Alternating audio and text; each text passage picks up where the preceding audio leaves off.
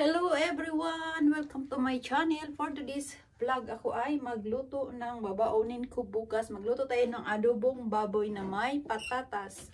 Ngayon ay yung aking kaning baboy ay nakahiwa na siya.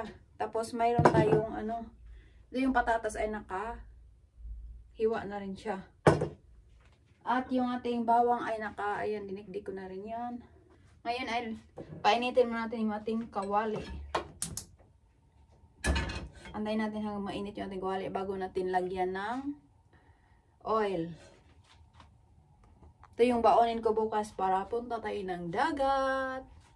Maaga kasi yung alis namin bukas kaya wala na akong time makapagluto. Kaya magluto ako ngayon kaya initin ko na lang bukas na umaga.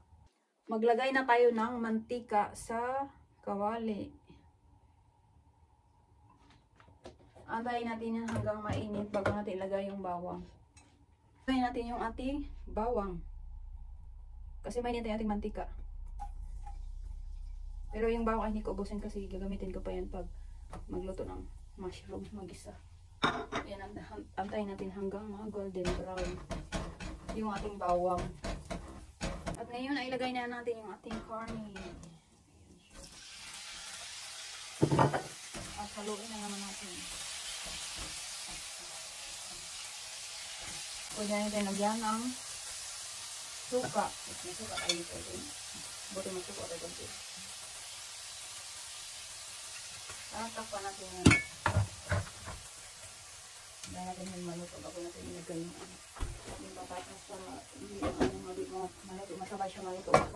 Yan, tinakpan ko muna yan. At ngayon ay lagyan natin ng tuyo yung ating luto. Naluto na kasi yung patatas. Kaya maglagay na tayo ng tuyo. Kunti lang yung tuyo. Tapos, lagyan natin ng seasoning powder.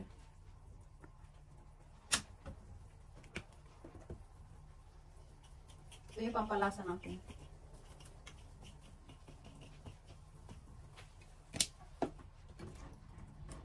Lagyan natin ng paminta.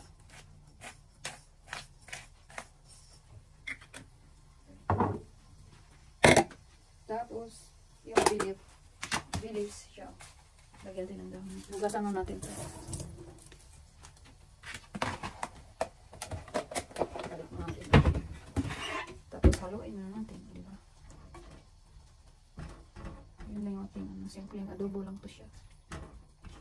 Wala daming arte-arte.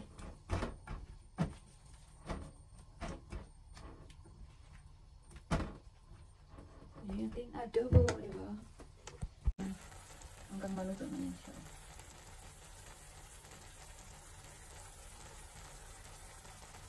Naluto na yung ating adobong baboy. I-lay off na natin yan siya. Yan siya. O diba? O, malasa na rin yung ating adobo. Ayan. Hanggang dito na lang. Thank you for watching. And don't forget to like, share, and subscribe if you like my video.